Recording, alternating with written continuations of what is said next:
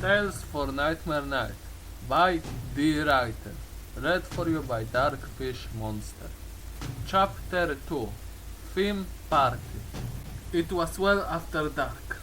There was a polite knock on my door. I opened it on a small gaggle of fools who looked for all the world like changeling nymphs. Standing proudly behind them was a pony who looked to be a changeling queen. Nightmare Night, what a fright! Give us something sweet to buy! I grinned and broke over my foul bowl. It was filled nearly to the brim with nicely wrapped fall treats. They bore the mark of caramel treats, sweets on their wrappers. As the falls dug into the bowl, filling their loot bags, I saw a sad look pass over the queen's face. This late and your bowl is still full? I'm sorry to see that. I sucked a lip and replied, blame the police for that. Last year I set up a haunted house party. I had a big gold diorama. The police raided the place and dragged me downtown, accused of murder and cannibalism. They let me go the next morning when it was shown to be a phony diorama. The arrest and publicity ruined my reputation though. Not even the formal written apology of Sheep Grimm stopped the rumors. That is it, framed on the wall, right there. I was surprised when the changeling queen nodded. I know, their idiotic raid did not help their haunted house a block over at all. It was still a failure. I shrugged. I put out notices for a party this year, but not a single pony came until you showed up with these falls. Want to come in? We can still have a games and contest if you like. It is all set up. The changeling queen spread her insects like wings part way and replied, we would be honored. Thank you. The falls poured into my house.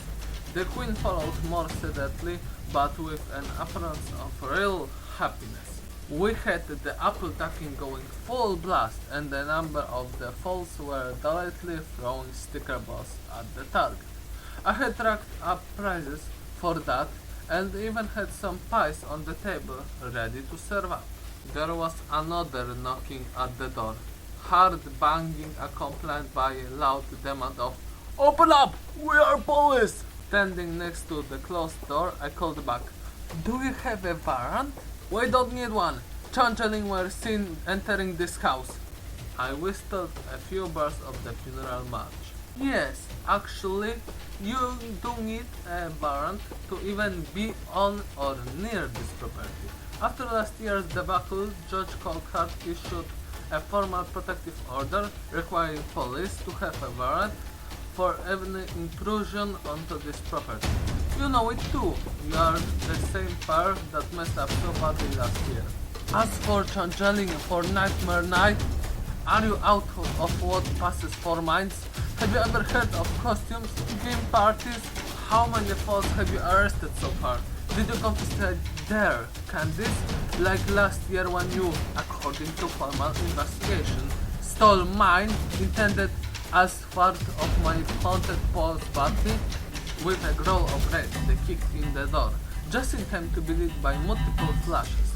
Romaine, roving reporter of the Ponyville Prancer and bane of deliberate civil misconduct, was shooting pictures as fast as the shooter on her camera could click. The horrified expressions of the two cops at being photographed in the ruin of the door was reward enough.